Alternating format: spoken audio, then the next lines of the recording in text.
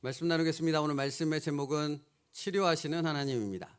오늘 말씀에 보면 이스라엘 백성에게 말씀이 선포되어졌고 그 선포된 말씀을 들은 이스라엘 백성에게 나타났던 변화는 하나님 앞에서의 자복이었습니다.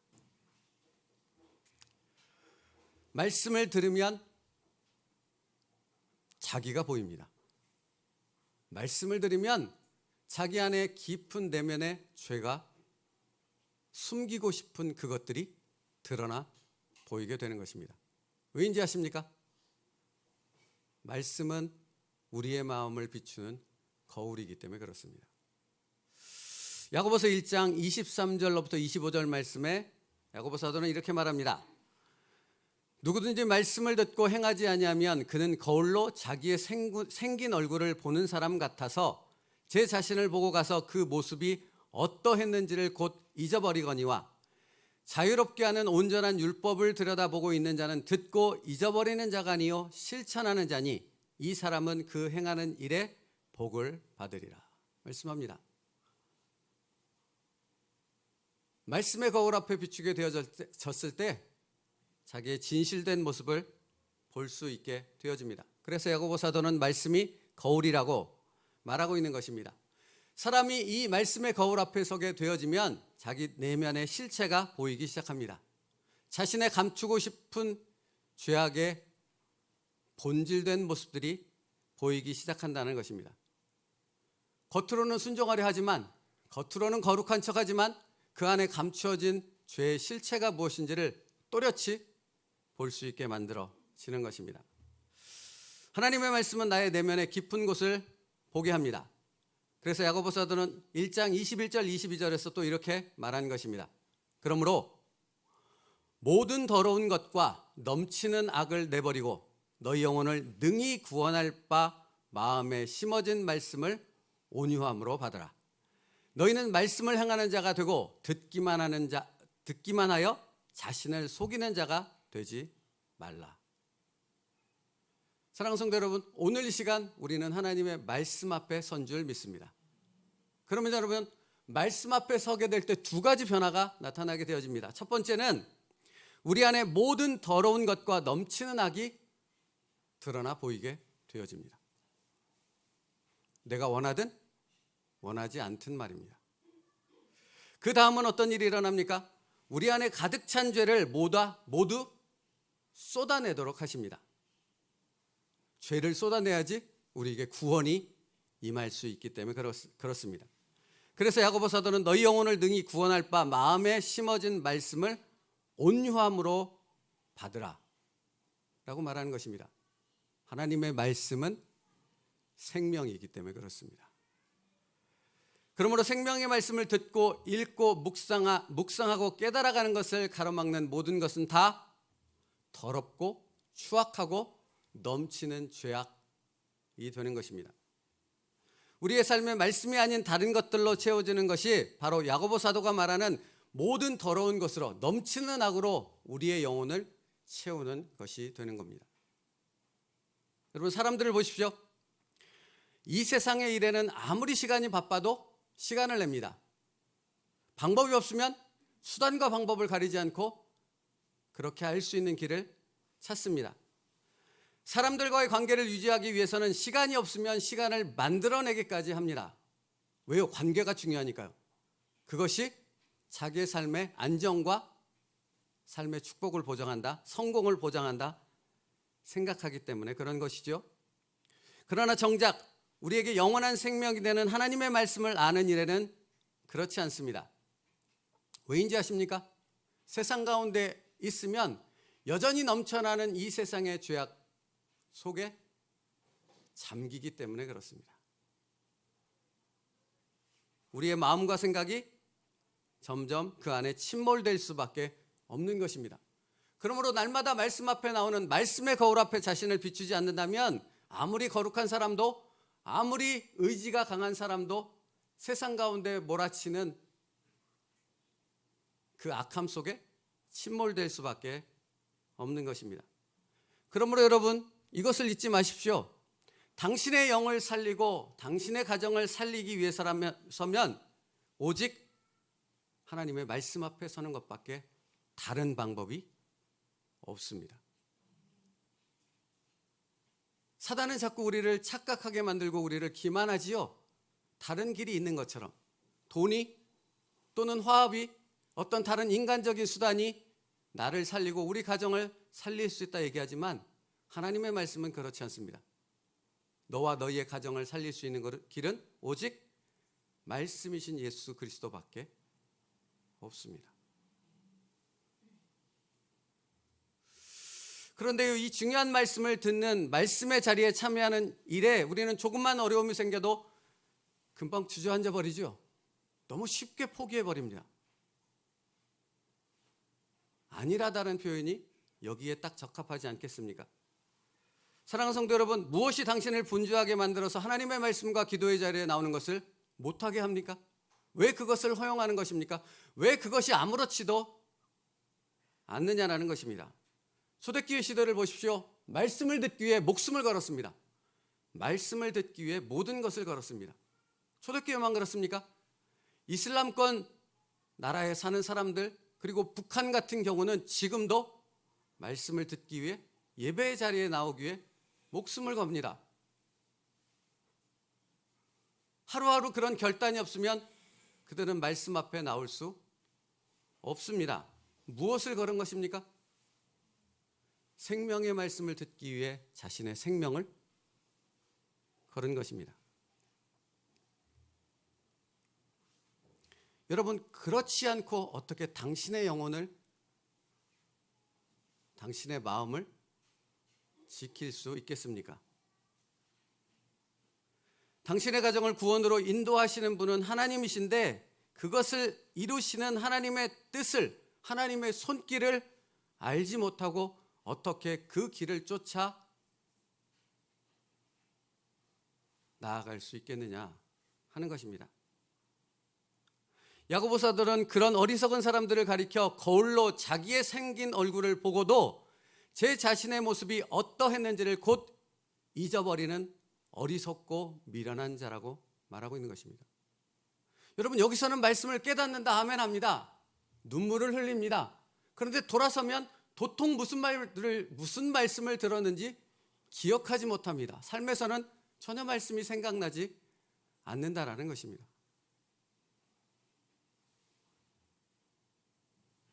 생명의 말씀이신 하나님을 알지 못하면서 평안을 구하고 주님의 축복을 기대합니다. 가능합니까? 이루어질 수 있을까요?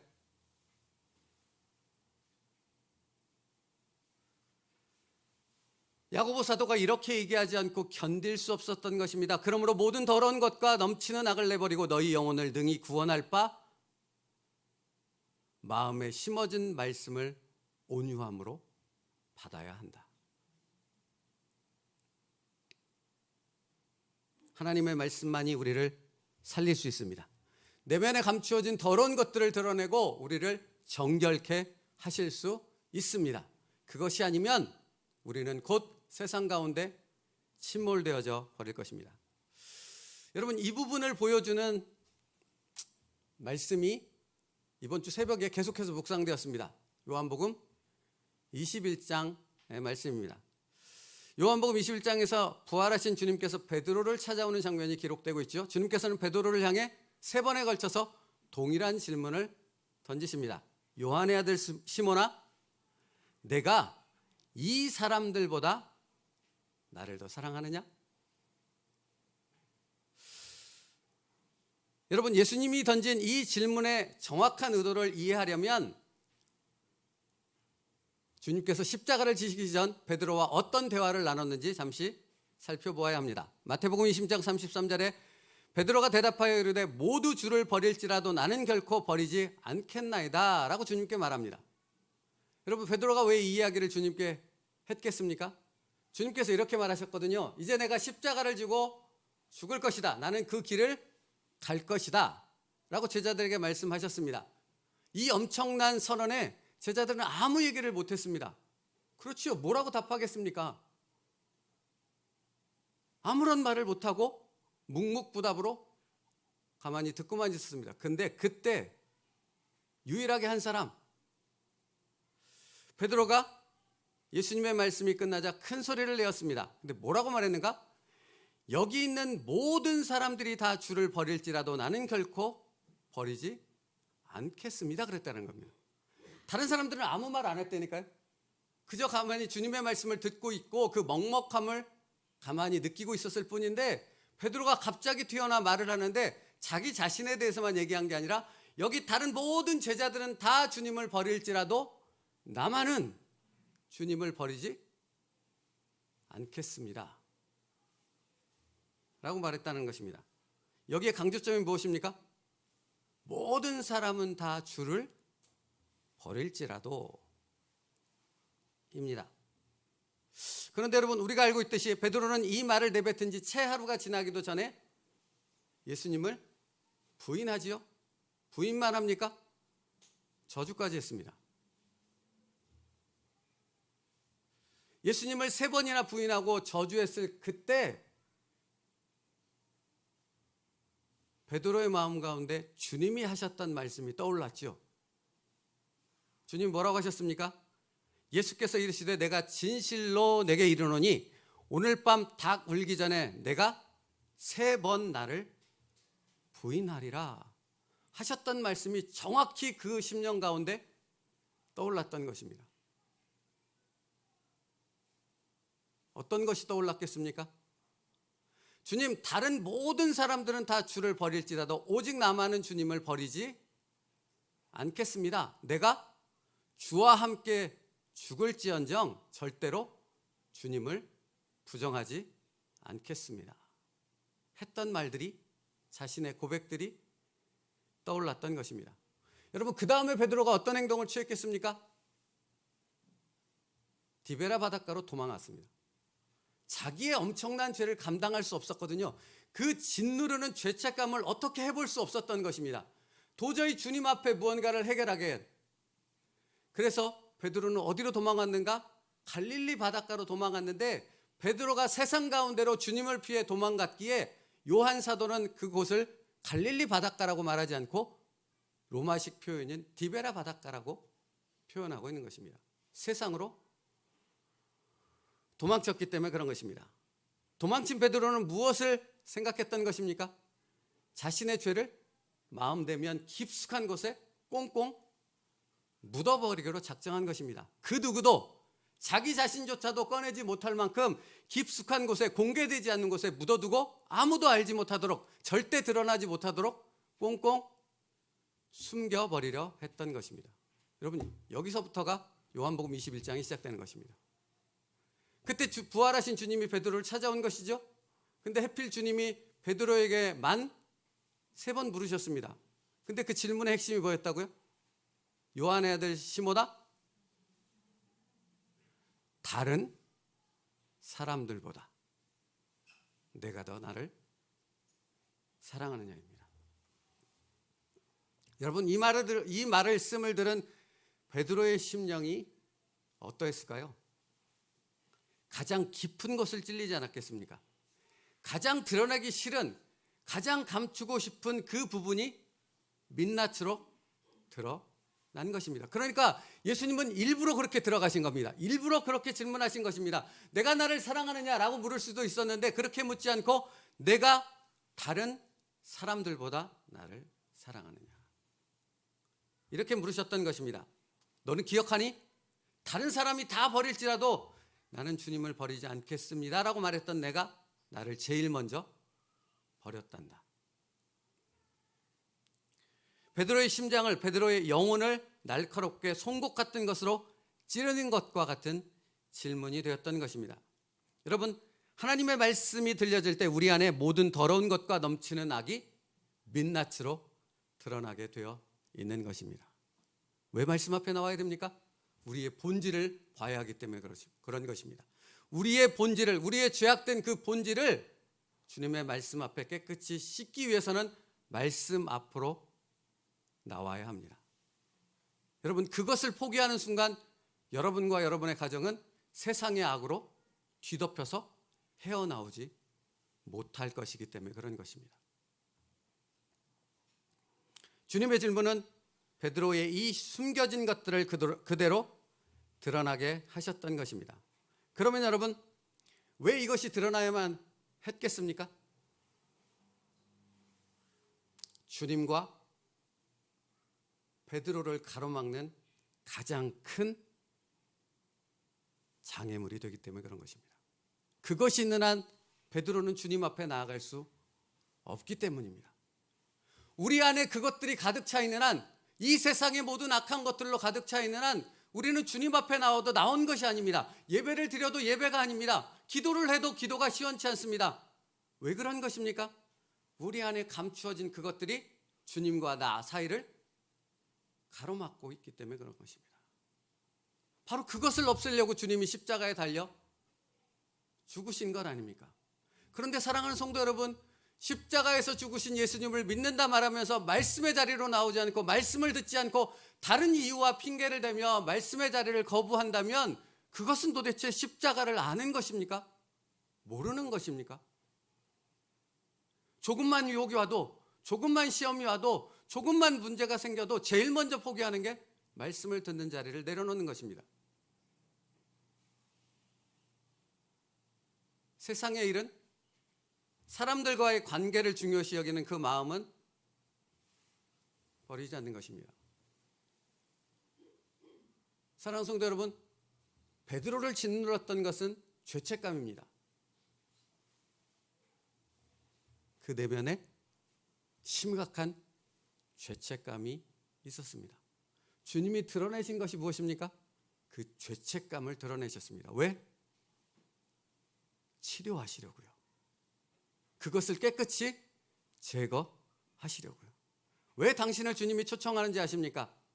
당신 안에 있는 당신이 감당하지 못하는 그 죄책감을 깨끗이 씻어내기 위함인 것입니다. 왜요? 그래야 은혜를 받을 수 있으니까요. 예수님의 질문은 베드로의 그 죄책감을 끄집어냈고 그것을 깨끗이 씻겨 주셨던 것입니다. 그렇지 않았다면 베드로는 초대교회 수장인 사도가 되지 못했을 것입니다.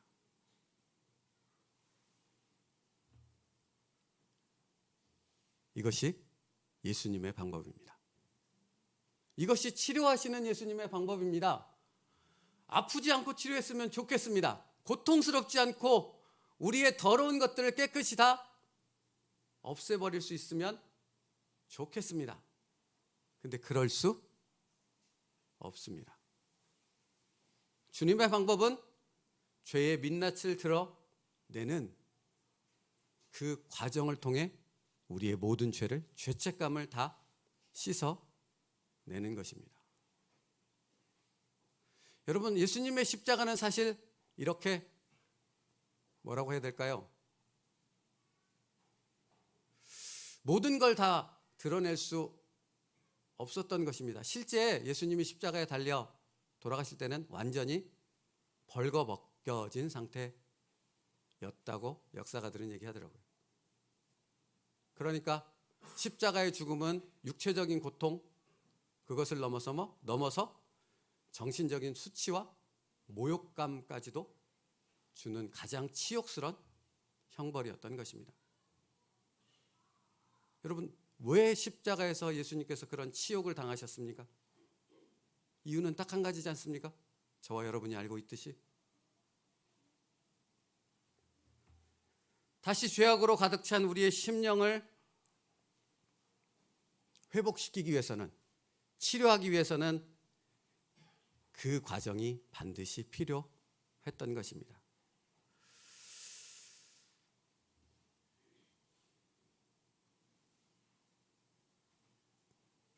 사랑하는 성도 여러분, 주님의 방법을 따를 수 있는 저희들 될 수 있기를 바랍니다. 우리를 치료하기 위해서 부르시는 그 음성에 순종할 수 있는 저희들 될 수 있기를 간절히 축복합니다. 방법은 그것뿐이라니까요. 다른 방법이 있다고 속이는 사단의 말에 속지 말고 나를 깨끗게 할 수 있는, 우리 가정을 살릴 수 있는 유일한 방법은 오직 주님의 말씀 앞에 나오는 것밖에 없음을 고백하며 그 주님 앞에 나오는 믿음의 순종이 우리에게 있기를 간절히 바랍니다. 그 다음에 주님이 베드로에게 하신 말씀이 무엇이었습니까? 내 양을 먹이라입니다. 사랑하는 베드로야, 내 양을 치라. 내가 내 양을 너에게 맡겼노라.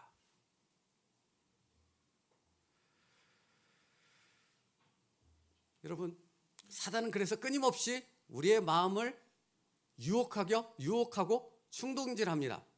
목적이 뭔지 아십니까? 너의 죄를 숨기라는 것입니다. 가리라는 것입니다. 말씀 앞에 드러내지 말라라는 것입니다. 아무도 모르게.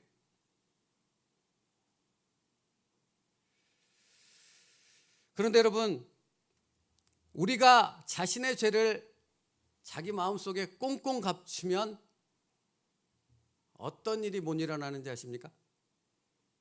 주님이 여러분의 마음을, 여러분의 죄를 치료하고 씻을 수 없게 된다는 것입니다. 사단이 그걸 아는 거죠. 이렇게 거룩한 척하고 뭔가 가진 것처럼 하는 것으로서 위장하고 포장하게 만드는 것이죠. 여러분, 죄를 감추면 주님이 치료하지 못한다는 사실을 보여주는 사건이 하나 있어요. 바로 요한복음 8장의 사건입니다. 요한복음 8장의 사건은 서기관과 바리새인들이 예수님을 죽이기 위한 빌미를 잡고자 예수님을 함정에 빠뜨리는 사건이 기록되어 있습니다. 그들이 계획한 것이 무엇입니까? 현장에서 가늠하다 잡힌 여인을 예수님께 데려다 놓는 것입니다. 그리고 예수님께 묻습니다. 주님, 어떻게 할까요? 라고 묻는 것입니다. 이 질문의 의도는 완벽하게 예수님을 함정에 빠뜨리는 것이라니까요. 예수님께서 만약 이 여인을 율법에 따라 돌로 쳐 죽이라 라고 말하면 어떤 법에 걸립니까? 로마법에 걸리게 되는 것입니다. 그래서 그 죄에 대한 처벌을 받아야 했고, 반대로 이 여인을 놓아주어라 불쌍하니 라고 말한다면 뭐에 저촉되는 것이겠습니까? 유대인들이 지키는 율법에 저촉되어 역시 돌에 맞아 죽을 수밖에 없는 것입니다. 그러니까 어디로 말해도 이 함정을 피해갈 수 있는 방법이 없었던 것이지요. 여러분, 그때 주님이 어떻게 하십니까? 뭐라고 말씀하십니까? 기억하시나요? 띄워주세요. 함께 읽겠습니다. 시작. 주님의 말씀은 이것이었습니다. 너희 중에 죄 없는 자가 먼저 돌로 치라. 여러분, 당시 유대인의 율법에 의하면 어떤 것이냐면 가장 먼저 돌을 들어서 죄인에게 던지는 사람이 이 모든 일에, 이 사건의 모든 부분에 대한 책임을 갖습니다. 그러니까 증인의 역할을 하는 겁니다. 예를 들어서 재판관이라든가 어떤 공권력을 가지고 있는 사람이 당신 왜 이런 일을 벌였어요? 왜 이런 일이 벌어났습니까? 했을 때 그 일에 대한 대답을 하는 사람이 제일 먼저 돌을 던진 사람입니다. 그리고 법적인 모든 책임도 제일 먼저 돌을 던진 사람에게 있었던 것입니다. 여러분, 그러니까 그 유대인의 율법 가운데서 주님이 너희 중에 죄 없는 자가 먼저 돌로 치라 했을 때 사람들은 무엇을 생각했겠습니까? 나는 아닌데인 것입니다. 여러분, 나는 아닌데는 책임을 지고 싶지 않다라는 의미도 있지만 또 한 가지는 뭐가 있는 줄 아십니까? 나도 역시 죄인인데인 것입니다. 나도 역시 죄인인데 라는 찔림이 너희 중에 죄 없는 자가 먼저 돌로 치라는 주님의 말씀 속에서 이렇게 찔림으로 다가왔던 것입니다. 그러니 감히 돌을 던질 수 없었던 것이죠. 늙은 자로부터 시작해서 젊은 자에 이르기까지 모두 다 사라집니다. 주님의 말씀에 의해. 거기 남아있는 사람은 누구밖에 없습니까? 주님과 가늠한 여인밖에 없었던 것입니다. 여러분, 사실 이 가늠한 여인이 현장에서 잡혀왔다라는 이 말은 당시 예루살렘이라는 도시가 얼마나 소돔과 고모라처럼 죄가 관영했는가 하는 부분을 보여주는 단적인 표현이기도 합니다. 오죽했으면 현장에서 가늠하다 잡혔겠습니까? 무슨 말입니까? 예루살렘이 온통 다 음란으로 성적인 죄들로 가득했다라는 것입니다. 우상 숭배로 가득했다는 것입니다. 하나님의 말씀과는 무관하게 살아가는 하나님의 백성의 처절한 죄악으로 관영한 악으로 가득 찬 모습이 가득했다라는 것입니다. 바로 그들을 향해 예수님께서 뭐라고 말씀하셨다고요? 너희 중에 죄가 없는 자가 먼저 돌로 이 여인을 치라 하셨던 것입니다. 그러니 그 누구도 여인을 향해 돌을 던질 수 없었던 것입니다. 여러분 보십시오. 주님의 말씀이 뭐가 드러나게 했습니까? 그 내면에 감추어졌던 추악한 죄악이 드러나게 하셨다는 거 아닙니까? 그런데 여러분 여기서부터 주목하십시오. 잘 들어보세요. 죄가 드러났어요. 근데 죄가 드러났을 때 그 수없이 많은 사람들, 예수님이 어떻게 하나? 예수님을 어떻게 죽일 수 있는가 하는 부분 때문에 수많은 사람들이 모여있던 그 유대인들은 다 어떤 행동을 선택했습니까? 어떤 길을 선택했습니까? 죄를 깨닫게 하신 주님의 말씀 앞에 무릎을 꿇고 자복했습니까? 아니면 그 자리를 피해 도망갔습니까? 여러분 수많은 사람들이 그 자리에 있었습니다. 다 하나님의 말씀, 주님의 말씀을 들었습니다. 다 자신에게 죄가 있다는, 추악한 죄가 있다는 것을 깨닫게 되어졌습니다. 근데 그 수많은 사람들 중에 죄의 사함을 받는 사람은 정확히 딱 한 명뿐이었습니다. 누구요? 그런데 여러분 생각해 보십시오. 왜 그 여인은 유일하게 죄 사함을 받을 수 있었던 것일까요? 죄가 이미 드러났기 때문에 그런 것입니다. 드러난 죄는 더 죄를 지속시키지 못하겠지요. 드러나지 않은 죄는 이 안에 꽁꽁 감춰 있을 뿐만 아니라 이 죄의 영향력은 다른 사람에게 죄를 계속 전가시키며 이 죄를 확장시키는 것을 멈추지 않습니다. 그래서 죄를 치료할 수 없는 겁니다. 드러나지 않는, 말씀 앞에 드러나지 않는 죄가 치료되지 못하는 것은 그 죄는 계속해서 성장하며 계속해서 확장하는 그 움직임을 멈추지 않기 때문에 그런 것입니다. 왜 우리가 날마다 회개를 해야 됩니까? 왜 자복함을 통해 하나님의 말씀 앞에 서야 하는 그 날마다의 하나님 앞에서의 거룩한 시간을 가져야 됩니까? 그것이 아니고서는 이 죄가 해결될 수 없기 때문에 그런 것입니다. 수많은 사람들이 있었다니까요. 그 중에 용서함을 받은 사람, 죄사함의 기쁨을 누린 사람은 딱 한 사람, 죄가 드러난 가늠한 여인 한 사람이었다는 사실을 여러분 잊지 말아야 합니다. 그래서 말씀 앞에 나오라고 하는 것입니다.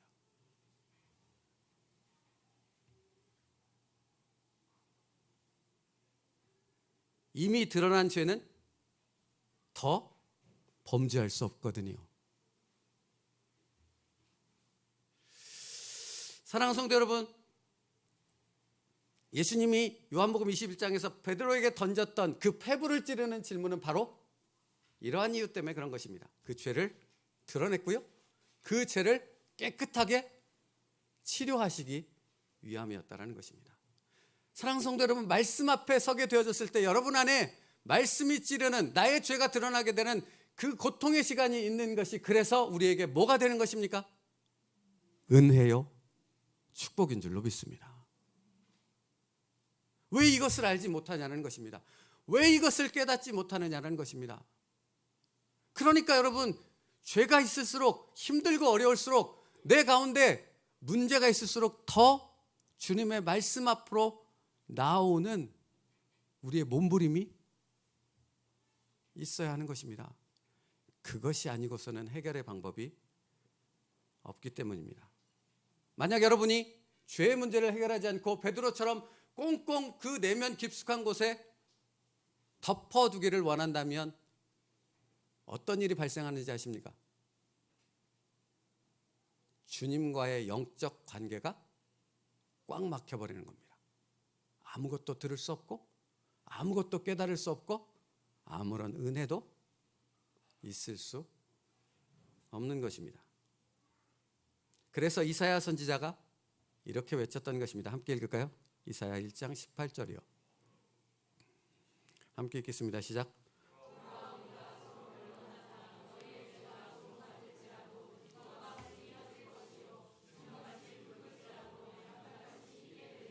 무슨 말입니까? 하나님의 말씀 앞으로 나와라. 그때에 너희의 주홍 같은 죄가 양털같이 희게 될 것이다. 주님의 말씀만이 우리의 심령의 죄악들을 드러낼 수 있고 주님의 말씀만이 그 죄악들을 깨끗이 치료해서 다시 하나님 앞에 설 수 있는 하나님의 자녀가 되게 할 수 있습니다. 여러분, 제가 어렸을 때가 생각이 났어요. 말씀 준비하는데 제가 그때 500원을 훔쳤던가? 제가 초등학교 때니까요. 그때 당시 500원이면 오락실에서 한참 게임을 할 수 있는 돈 아니겠습니까? 그때 하여튼 오락실에서 게임하려고 얘들아 잘 들어라. 오락실에서 게임하려고 100원인가 500원인가 하여튼 어머니 그 지갑에 훔쳤던 것 같아요. 그래서 이제 실컷 오락을 했습니다. 그러니까 오락을 실컷 하니까 이제 한참 시간이 간 거 아닙니까? 근데 초등학생이었으니까 어머니가 이제 이놈이 어디 갔어? 왜 안 오는 거야? 이제 그러고 이제 찾아다니고 당신은 이제 뭐 동네가 그렇게 크지 않으니까 이제 갈 때는 뻔한 것이니까 이렇게 오시고 저는 오락실에서 나오고 딱 마주친 것 아니겠습니까? 여러분 제 마음이 어떻겠습니까? 울며 통곡했을까요? 아니죠. 우리가 그렇듯이 합리화시키고 변명하고 내 이렇게 거짓말한 것들을 감추려 했던 것이죠. 그런데 여러분 그랬을 때 저와 어머님의 관계는 온전하겠습니까? 편안하겠습니까? 그렇지 않지요. 그럴 수 없지요. 여러분이 죄의 문제를 해결하지 않고 거룩한 척 앉아 있다고 해서 해결될 수 있는 것은 아무것도 없습니다. 드러내야 합니다. 주님의 말씀 안에서 깨끗이 치료함을 받아야 합니다. 그때 회복의 은혜가 임할 수 있는 것입니다. 그러므로 여러분, 사단이 여러분에게 속이기 위해 하는 말을 분별할 수 있어야 합니다. 영원히 숨겨라고 말하는 것입니다. 아무도 알지 못해 라고 말하는 것입니다. 말씀 앞에만 나가지 않으면 괜찮을 거야 라고 말하는 것입니다. 왜 그런지 아십니까? 죄가 여러분을 끝까지 다스리게 하기 위한 것입니다. 주님의 통치가 아니라 죄의 통치 아래서 영원한 죽음 가운데로 빠지게 하기 위해서 사단이 당신을 기만하는 것입니다. 그러므로 여러분 그것을 대적하여 싸우는 방법은 무엇이겠습니까? 말씀 앞에 나오는 것입니다. 말씀을 통해 여러분의 죄의 민낯이 드러나고 그것을 치료받는 주님의 손길을 은혜를 경험하는 것입니다. 가늠한 여인은 그렇게 죄가 드러났고 주님의 말씀으로 치료를 받았기에 그 가늠한 여인을 향해 예수님이 이렇게 말씀하셨던 것 기억하십니까? 있나요? 11절 함께 읽겠습니다. 시작. 나도 너를 정죄하지 아니하노니 가서. 여러분 두 가지를 얘기하시는 것 아니겠습니까? 나도 너를 정죄하지 아니하노니 무슨 얘기입니까? 내가 너의 죄를 사하였다라고 선언하십니다. 두 번째 뭐라고 말하십니까? 그러므로 너는 더 이상 죄의 다스림을 받는 그런 저주받은 인생을 살지 말아라입니다. 여러분 이 놀라운 능력이 어디서부터 나오는 것입니까? 예수님의 말씀 앞에 나올 때만 이 놀라운 역사가 일어날 수 있는 것입니다. 말씀이 아니고서는 다른 방법이 없는 것입니다. 여러분 죄의 사함을 받고 다시 회복이 된 베드로가 초대교회를 이끄는 사도가 되어졌습니다. 사도행전 2장에 보면 그가 성령의 충만함을 받았을 때 그가 말씀을 선포하니 3,000명, 5,000명이 동일하게 자기 가슴을 치며 내가 어찌할꼬 했다라는 사실을 아십니까? 어떻게 그럴 수 있습니까? 베드로가 죄 사함을 받은 은혜 가운데 그 복음을, 그 예수 그리스도를 선포했기 때문에 그런 것입니다. 지금 미국 에든버러라는 곳에서 성령의 역사가 일어나서 예배가 멈추지 않는다는 소식을 보았습니다. 그 일의 시작이 어떻게 되었다고 기록되어 있는지 여러분 아십니까? 한 젊은 청년이 자신의 죄를 고백하는 데서부터 그 역사가 시작되었다고 기록되어 있습니다. 1907년 한국의 부흥의 역사가 일어났을 때, 평양 대부흥운동이 일어나게 되어졌을 때, 그때 그 성령의 역사가 어떻게 시작됐는지 여러분 기억하십니까? 한 사람이 일어나 자신의 죄를 고백했습니다. 그러자 설교라는 선교사님이 자신의 죄를 고백하며 성령의 놀라운 역사가 시작될 수 있었던 것입니다. 사랑하는 성도 여러분, 그렇게 베드로가 회복되었습니다. 또한 그렇게 청년 사울이 사도 바울로 바뀌었습니다. 우리의 죄를 드러내고 우리를 치료하시기 원하시는 주님은 무엇 때문에 우리를 치료하시는 것입니까? 우리를 베드로처럼, 사도 바울처럼 세우시기 위함인 줄로 믿습니다. 그러므로 말씀 앞에 당신의 모든 것을 내려놓을 수 있는 저와 여러분 되기를 축복합니다. 여러분, 이제 오늘 본문 말씀 짧게 전하고 말씀을 마치겠습니다. 오늘 본문에 이스라엘 백성에게 하나님의 말씀이 에스라를 통해 선포되어졌지요. 그때 1절과 2절, 우리 1절, 2절 다시 한번 읽어볼까요? 1절과 2절 같이 읽겠습니다. 시작. 그달 29날에 이스라엘 자손이 다 모여 금식하며 굵은 베옷을 입고 티끌을 무릅쓰고 모든 이방 사람들과 절교하고 서서 자기의 죄와 조상들의 허물을 자복하고입니다. 말씀이 들렸습니다. 그러자 그들이 죄를 뒤집어쓰면서 하나님 앞에 무엇을 했다고 기록하고 있습니까? 자복했다고 기록하고 있습니다. 말씀은 죄를 드러내기 때문에 그런 것입니다. 그들이 하나님 앞에 자복하게 되어졌을 때 그 자복은 그냥 죄를 고백하는 데서 끝나지 않았습니다. 죄에서 돌이키는 회개로 이어졌던 것을 성경이 기록하고 있습니다. 여러분, 시간이 다 가서 길게는 못 드리지만 이방 사람들을 내보낸다라는 것이 이스라엘 백성에게 쉬웠겠습니까? 여러분, 그렇지 않습니다. 어떻게 쉬웠겠습니까? 가족을 내보내는 거예요. 자기 아내를 내보내고 자기 자녀를 내보내고 생이별을 하는 거라고요. 결코 쉬운 것이 아닙니다. 하나님의 말씀을 따라 순종을 하지만 그것은 그냥 보통의 마음으로 이루어질 수 있는 것이 아니었다라는 것입니다. 말씀에 깊은 만지심이 없었던들, 그 말씀에 정확한 찔림이 없었던들, 그들은 그렇게 순종할 수 없었다라는 것입니다. 그런데 말씀이 정확히 그 죄를 찔렀고 이스라엘 백성은 순종할 수 있었다라는 것입니다. 그 순종이 있은 다음에 어떤 변화가 있는지를 오늘 본문에서 기록하고 있지 않겠습니까?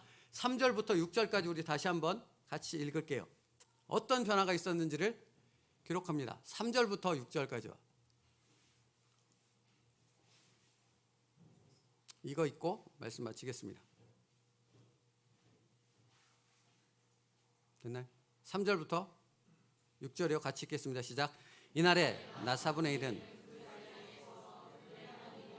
율법책을 낭독하고 자복하며 그들의 하나님 여호와께 경배하는데 레위 사람 예수아와 바니와 간미엘과 스바냐와 분니와 세레바와 바니와 그나니는 단에 올라서서 큰 소리로 그들의 하나님 여호와께 부르짖고 또 레위 사람 예수아와 간미엘과 바니와 하삼느아와 세레바와 호다야와 스바냐와 부다히아는 이르기를 너희 무리는 마땅히 일어나 영원부터 영원까지 계신 너희 하나님 여호와를 송축할지어다. 주여, 주의 영화로운 이름을 송축할 것은 주의 이름이 존귀하여 모든 송축이나 찬양에서 뛰어남이니이다. 오직 주는 여호와시라. 하늘과 하늘의 하늘과 일월 성신과 땅의 만물과 바다와 그 가운데 모든 것을 지으시고 다 보존하시오니 모든 천군이 주께 경배하나이다. 아멘. 여러분, 말씀이 선포되고 자신의 죄가 드러나고 자복함의 회개의 단계로 이르게 되어졌을 때 무엇이 회복됐습니까? 하나님을 예배하는 예배가 회복됐습니다. 그들이 하나님을 경배하기 시작합니다. 창조주 하나님을 찬양하기 시작하고 자신들을 구원한 하나님을 찬양하기 시작하며 그 하나님 앞에 무릎 꿇어 그 하나님이 주시는 은혜의 단비 가운데 푹 젖어드는 그 축복을 누리게 되어졌던 것입니다. 우리를 찌르시는 하나님의 말씀은 왜입니까? 우리를 그 은혜의 자리로 초대하기 위함입니다. 우리를 그 복된 자리에서 하나님의 예비하신 복을 누리게 하기 위함입니다. 그러므로 여러분, 주저하지 말고 말씀의 자리로 나와 우리의 죄의 민낯을 드러낼 수 있는 저와 여러분 될 수 있기를 축복합니다.